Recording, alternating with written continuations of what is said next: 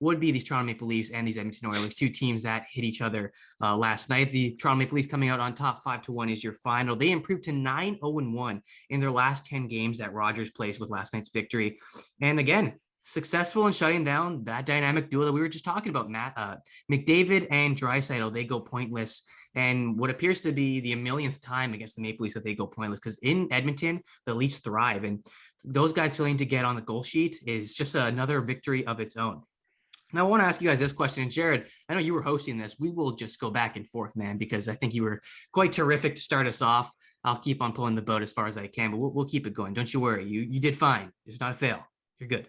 But again, last night we saw a little bit more of the Leafs' worst side, I think, because they didn't play a full 60 minutes. They were outplayed a majority of that game. A lot of people I'm hearing on the radio this morning and late last night, Edmonton didn't finish on the abundance of chances they had. I think Campbell steered aside 35 of 36. Great performance from him. He bailed the Leafs out big time. But I don't know, man. Like, the Leafs did get outplayed a lot in that game, and like Edmonton's 6 losses in a row, a lot of these ones are like that one game, the game that they couldn't capitalize on the chances. And again, that's nothing against the Maple Leafs. Jack Campbell shut the door when he had to. The Edmonton Oilers just couldn't finish, and they're losers of 15. They've allowed the first goal in 15 of their last 20 games in the first period, the first goal of the game. And it's just like, for the Leafs, these playoff problems are just biting them again. Jared, we were discussing this on Saturday. For context for the listeners who do not know, and I don't think you would know, we all went out for dinner, Evan excluded because we don't like him, of course. He just has to sit at home in his LA, beautiful palm trees, all that stuff, going to Amazon bookstores like it's no tomorrow. Sitting poolside. Yeah, sitting poolside. I was thinking about doing that, but it's windy out, so it's windy out. Yeah. No, but it actually was colder. It was 39 degrees this morning here. It was it's a little cold. Translate in English, please. Okay, it was like, I don't know. So what? It was like two or three. Really? 2? Dude, it was warmer here, man. Well, like that was like at around like 7 a.m. like my time. So like it was chilly, man. But now it's like global warming woke up again. It was like 17 the other day. I was working for the Rams at their community skate, and there was no skate because it was a pool. Like there was no skate. Yeah, it sucked. 18 degrees. It went up to 22 by the time I got home. It's ridiculous. Yeah, the ODR season is getting pushed back greatly right now. But again, I wanted to steer it aside to the Toronto Maple Leafs here. I mean, does this win for the Maple Leafs? Obviously, it'll speak much more greater for the Toronto Maple Leafs, but is it better for the Leafs to talk about, or is it worse for the Edmonton Oilers? Because they're losing 6 straight. And again, just so many problems going on with their organization, both internally and externally. COVID's kind of wreaking havoc through the West Coast and through the Edmonton Oilers. I know Dave Tippett was absent from the game, so he didn't get to coach his team. You can argue as much as you want how much that plays a role in their loss. But again, these chances that they're unable to capitalize, this game speak more volumes on the Edmonton Oilers, the Toronto Maple Leafs' success to win that game. Jared, I'll start with you, and I think we'll just, pick at it on our own. I think a little bit of both. I don't think the Edmonton Oilers really capitalized on their chances, and I think that's a big reason they ultimately ended up losing the game. However, aside from a few individual moments, I don't actually hate the way the Leafs played. I think we had a solid game. There was individual moments you could point to. I think we started the game off solid, but we definitely let them get back into it by the end of the first. We were lucky to avoid a really big Draisaitl chance, but he missed the net wide after Muzzin blatantly just gave the puck away. But aside from little spurts and individual moments, I didn't hate our game. And I definitely, as much as the shots were very outnumbered, like Edmonton had significantly more shots and chances than us, I don't think they really had a lot of high quality chances. It's a very similar situation the Leafs have had a lot, where it's like, sure, you look on the shot department and we could be killing a team, but we ultimately end up losing. And you could say, yeah, but we really didn't test a goalie despite the specific number we had. So I don't think they really, aside from, yes, Campbell had to make some spectacular saves, and he absolutely did. But I don't think Edmonton played a great game whatsoever. I don't think they capitalized on a lot of the chances that we gave them. And overall, I think we did a good job shutting down their star players. I think we made it a difficult night for them. And overall, I think I'm more positive with the way they played than I see a lot of people out there. A lot of people very much look at the deserved to win-o-meter, which was very much in favor of Edmonton, and saying, oh, we played not good enough, whatever. Sure, we definitely need to pick up our game a little bit. It wasn't a perfect game by the Leafs.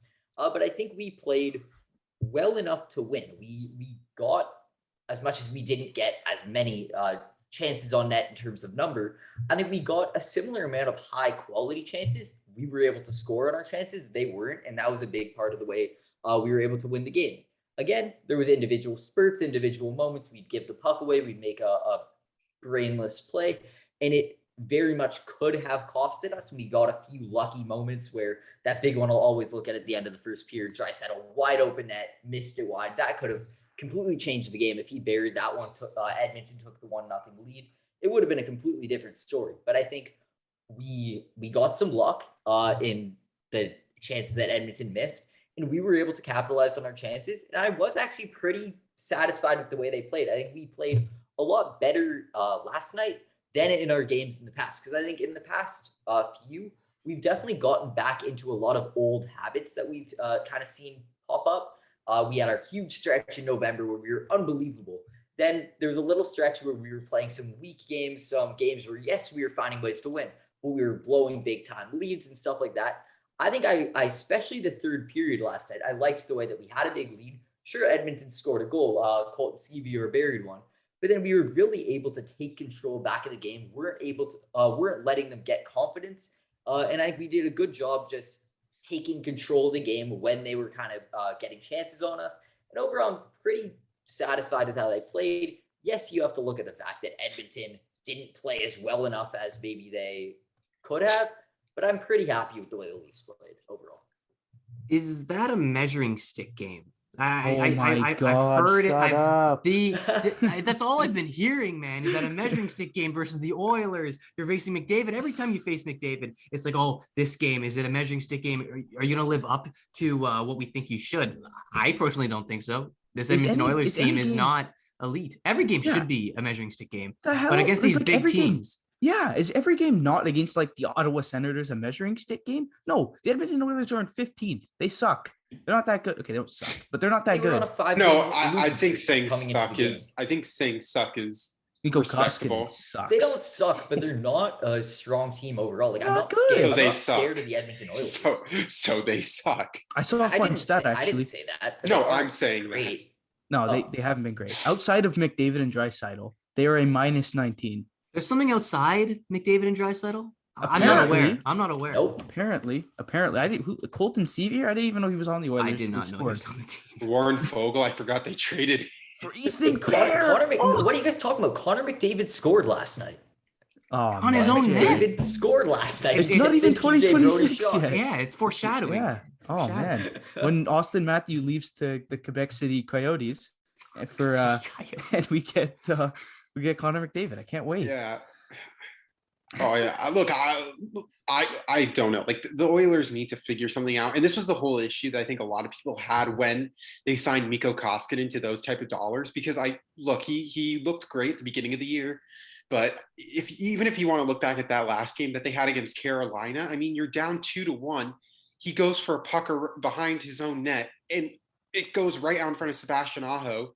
And with 2.5 minutes left, you just turned a game into a chance that the Edmonton Oilers had to win, or like they had a chance to win, until like now it's over. And he's had these blunders where like, and even in that Austin Matthews goal, like it looked like he was extending out as if he was like 500 feet away from the net. Like that looked like a shit show. He's just not good anymore. Like he had a hot start, and this isn't a surprise. Like last year too, he wasn't that great. Not at all. Do you guys want to talk about another guy who hasn't been very good? Because you hit the nail right on the head, Evan. Jake Muzzin's kind of ass. We're gonna get to him. I wanted to separate the two. No, we're getting to it. Let's just do it now. Why Leafs, not? No, why not? Why don't we just throw it all? Because Jake Muzzin wants his I don't know what else you say on this game. Like they beat them by a lot, and they probably shouldn't have, but they did. Move on. You know, capitalize on your opposition's dismay, man. Like you step on their neck play. and throw them in the river. old school Italian mob stories you're doing right now. You're committing murders on the ice. And that's what you have to do. Organized crime. Organized crime is what the word is. Oh man, that's a banger title. Organized crime. Maybe not. might get some reports on YouTube from that. That's gonna slow up the upload process 100%. Yeah. I feel like they gotta like sit him for, like I said this before. Like, I think they gotta like healthy scratch him once, and I don't think it would be the biggest when they're deal. Healthy. What? Well, like there's too many injuries. They can't do it now. I know they can't do it now, which sucks. But like once Dermott and like Sandin get back, I think it's the time just to like just reevaluate yourself. And look, when I want to get into other stuff later, so I won't like say what I want to say now. But this is an issue that they need to discuss, because, and sometimes it's the kick in the ass that players need. Like, it's not like, even if you look at the Islanders right now, like Anthony Beauvillier is getting healthy scratch, and that's the guy who scored the game 6 goal to make that series against Tampa Bay interesting. Yeah. Like, sometimes that's just what you need, and it doesn't matter how much a player's making. Like, no GM, like, of course that matters, but like at a time like that, the coach doesn't give a fuck. Like, who cares that you're making this amount of money? Like, it's either you're good or you're not. And I agree with that. Justin Holl and Jake Muzzin. I'm gonna throw Holl. But Justin Holl's only making $2 million. Like, that's not a lot. We know Justin Holl is bad too. They're both bad. That's why I'm throwing him in there. But Muzzin's making like double that. So like, and that's more concerning, that he is like, I don't know. It's horrible. Because he's never been bad either. Jake Muzzin, we've always kind of liked, and he's always been pretty unnoticeable. Like, pretty good offensively, I'd say. But he's been a great top 4. It's just for whatever reason this year he's been awful. Not awful. Well, no, yeah, he's been awful. I'll say you can't go around it, Damo. It's awful. It's been awful, simple, man. We don't gotta complicate this. We like to shit on Holl. Yo, sometimes we're like a little too harsh on Holl when some shit's Muzzin, who's been equally bad. He's never fast, but holy shit, he's like Duncan Keith slow right now, which might be an injury. I don't remember what he injured last year, but you're gonna go. That's kind of what I was gonna say. Is in the playoffs he got injured, and the way he's been playing all season, there's a question that he never fully recovered, because everything in his game. It's just his decision making's off. Everything in his game, like it looks like he's a guy that's trying to play as good as possible while battling something. We don't know what it is. We're not going to speculate, but he looks like there's something that's holding him back in his game, and it's holding him back in his decision making. And there's very much, this is pure speculation, we don't know, but there's very much a question of health with these players, because we've seen a lot, especially with Jake Muzzin, we've seen a lot better from this player, and he's been a consistently solid guy. So it doesn't make sense that all of a sudden, like, good players don't just randomly become dog shit. Like, there's something that happened, and there is a clear moment that he got injured last playoffs, and there is a question mark there about whether he ever fully recovered. Again, it's speculation. We don't know. Right now, all we know is that this player isn't playing good enough. But there's some questions there with health, and if you have to, maybe hold this guy out for a game or two and maybe do some kind of screening. You have all this crazy expensive medical team, whatever. Use it. Say, Jake, sit him down. Is there something going on? And is there something we can maybe work on? It's early enough in the year, it's December, that maybe he could fix whatever's bugging him, fix whatever's holding him back. And all of a sudden, come playoff time, he's the Jake Muzzin we know and love. Because at his best, he's a very important part of this team. And like, losing him in the Montreal series, I'd argue, is a pretty big death sentence, because he's that important at his peak. But he's just, his decision-making's been ridiculous. And I'm all for defending players, but he hasn't been good enough whatsoever. Justin Holl as well hasn't been good enough at all. And you could talk about, now I'm sort of getting a bit open to, maybe you do need to sit this guy down. I'm not saying fucking take him out and whack him, but like, could. To the like, as long as Evan's not in management. No. Corporal punishment. Do you guys see like you maybe need to sit this guy down and say, hey, take a few games from the press box and kind of figure yourself out. Again, the issue is that we've had issues with health on defense. Of course, Rasmus Sandin is still going to be out for a bit, so it's hard to do it now.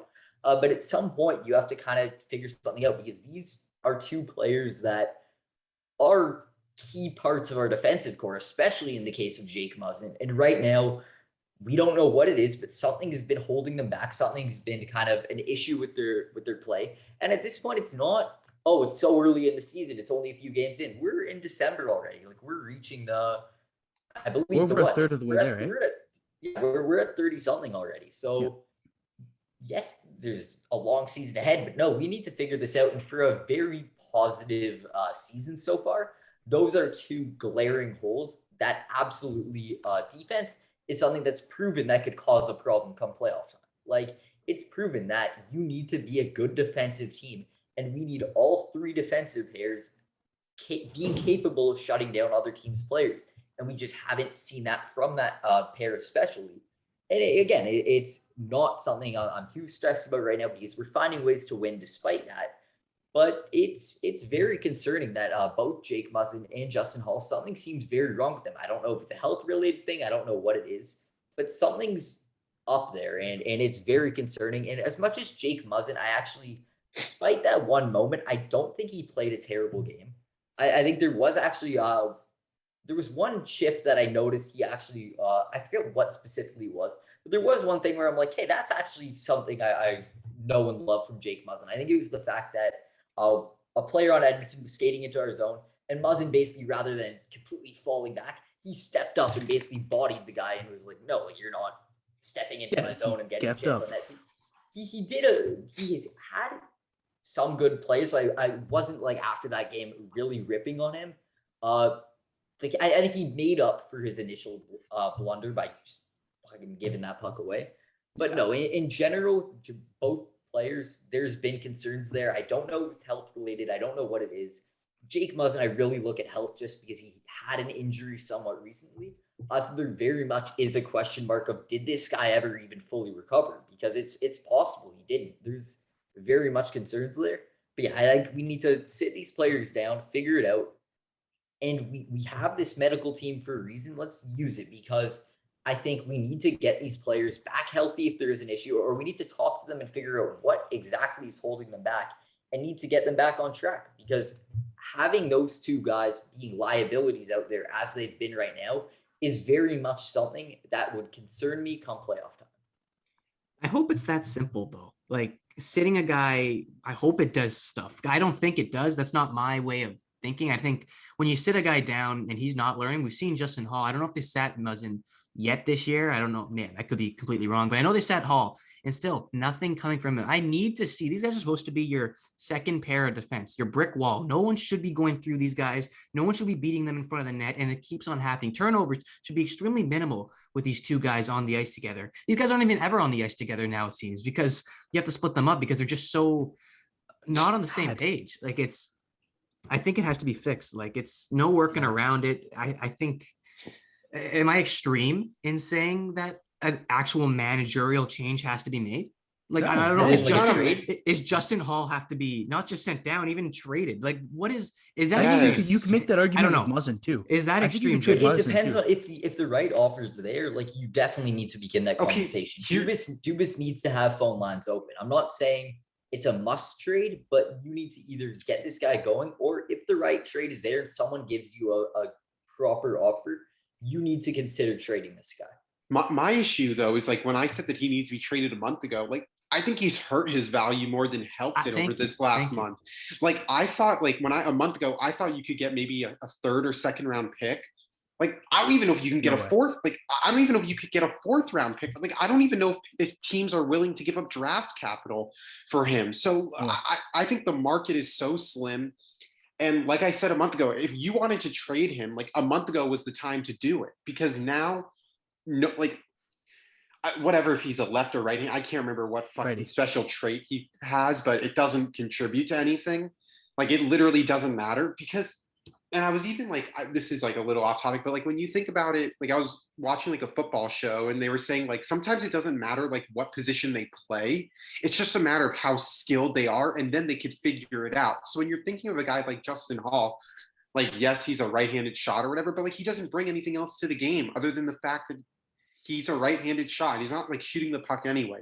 But to make this brief, your time to trade him was a month ago. Like at this point, it's done. Like no one's taking. They've given him too much time. Like 30 games is ridiculous. But if you're looking for the right package, like what is the right package? Like, you're not gonna get one. You're not getting anything. anything. He is an AHL player. You're not getting anything. He's playing like one right now. You're not gonna get anything He's never you're been gonna be that good, happy man. with. Like, I've never been a Justin Holl guy. Like, they're not getting anything that they're gonna be happy with. So like at this point, it's just whatever team finally pulls the trigger. Like I think LA should, because they need a big boy defenseman, and they have a great player development that can really help him. And I think he would be great in LA, considering what they've lost in Matt Roy and Sean Walker. But Toronto's just not it. Well, the one thing I'll say to compare the situations between Jake Muzzin and Justin Holl, there's one situation with Jake Muzzin where this bad season is an outlier. For Justin Holl, his one good season is the outlier. And in general, he's never been an unbelievable player. Because of what we saw last year, I do know he's capable of more, because he had some crazy good season, or not crazy good, but for his standards, a good season. And we can all agree on that. But it's looking more and more that was an outlier, because he just hasn't brought the same thing. And before that, like before he became a solid player in that one season, he was very much a guy that was riding the bench for most of the year. So it's looking more and more like the year he was good was a fluke, as opposed to the other way around, where I do think with Jake Muzzin, there's pieces there, because he's obviously been a proven player in the league. But maybe it's a question of injury, it's a question of age, it's whatever. You have to figure out what the issue is, because the way they've been playing right now is very unacceptable. Last one I got to ask this year, and then we'll move on, because this debate is getting a little old, especially for Leafs fans to talk about, considering we could have gotten such better options if we pulled the trigger sooner. And about pulling that trigger, when is Dubas pulling this trigger? Because how bad does it have to get with these two guys? We're at 30 games. Nothing's been better, I think successful. Like what is it going to be, 40? I think it's easier deadline, but it's easier to trade Jake Muzzin. But I don't want to trade him, because I know that, like, I have more faith in Jake Muzzin picking it up than I do Justin Holl. And the issue is I think the trade deadline's way too late to bring in a new player, especially a defenseman, when you only have 6 of them on your roster, like on your starting roster. And I think you need to get something done before the All-Star break, ideally, because that's when the second half starts to ramp up again. And that's when your roster should be, like, quote unquote, finalized. Like, there shouldn't be any question marks surrounding your team around February and March. You know what I mean? Like, has to be something done before then. I don't think he ever does it. I don't think, like, if getting Jared McCann was not going to do it, then he's never going to do it, because he has this guy. I've been saying this guy, Kyle Dubas, might have a little crush on Justin Holl. Like, he was never that good, guys. Justin Holl had a Norris season. I shut down McDavid one time. He was like a serviceable number 5 defenseman last year, and this year he's playing like a number 8 defenseman. Like not even a 7. I wouldn't even put him as a 7. He's playing like a number 8 defenseman. Like, I'd play Rubens over him. I'd give Mac Hollowell a look. I'd probably, Topi Niemela. Leaf fans are like, you know, when your mom puts a cake in the oven and, like, you know, you can't have it yet, but it's going to be ready soon. That's Topi Niemela right now. I think if we could bring him back on this show, Jesus Christ, that was awesome. I think that's if he can come back for the playoffs, he's right-handed too, right? Niemela right-handed? I think he's right-handed too. I think so, yeah. Doesn't matter. Just doesn't matter. I don't think it doesn't matter at all. Literally, he's right-handed too. Literally, that makes zero impact. As long as he can play defense, it's all anybody gives a rat's ass about. Like, Niemela's sick too. At this point, it doesn't matter. Niemela is in a this year thing, but just I'm so excited for him. Like, completely off topic. I'm so excited for him to come over. There's a bunch of, like, Finnish and just European players out there, like, in the Leafs prospect system. Yeah, they're going to be really looks good. Unbelievable. Matthew Nyes looks sick. Yeah, he's going to be with Team USA, right? He's Team USA World Juniors. I am excited for him. I'm so excited for that, man. We'll talk World Juniors after, but go ahead. No, I wasn't really going to say that. I was just going to say Dubas is not trading any of them. And as for trading Jake Muzzin, that's a bad contract as of right now. He's making what, 5.5? 5? I think he's for what? What's he doing? He's not doing anything to warrant 5. So I don't think you move any guys, right? You don't move any guys when they're at their low. because you're not going to get the peak value. I think I'm no GM, but I am a fantasy GM, and I'm like looking at guys right now, like, ooh, Patrick Kane ranked 112, Dave Pasternak ranked 61st. Those are guys that, and I know that too. Those are their exact ranks. I'm not happy with the pasta pick. Oh man, he's shooting 7%. I'd keep him if I were you. Yeah. But yeah, you don't trade a guy when he's, like Evan said, at his lowest. So you just gotta ride it out. I think we should end this like soon, but I'm saying like the peak value for Justin Holl died. Like it died. Yeah. There's nothing. With Jake Muzzin's a little bit different because he's more proven. We've seen it before. Some guys, every guy in their career has a year where it's just not clicking. But for Justin Holl, it's the vice versa, where it's just 1 year where it was clicking. So I think we should just end on that. And just end on. I think moving on might be the right call. I mean, I don't know. Quickly, this last thing, and I don't know. It should be just a yes or no answer. Good, bad. McCabe, how do you look? Good, bad, easy. Solid. I didn't see it. Like, yeah, I had no complaints. He didn't do anything like crazy notable, but I can't even give like a yes or a no, because like he wasn't amazing, but he wasn't noticeably bad either. He was very like meh. Like I'm happy. He did what he needed to do. Yeah, I'm happy to have him back. Yeah. He zoomed, man. He zooms. That's about it. I'm a little disappointed he wasn't in Tim's picks. I would have been all over that. Oh yeah. Every time I remember last year, I picked him every single time. He's like the Nick Ritchie pick this year. Every time Ritchie's available, I pick him. That was my Ilya last year, because if Ilya McCabe scored, fucking, you would go nuts. Oh, I'd go berserk. Yeah, love that guy.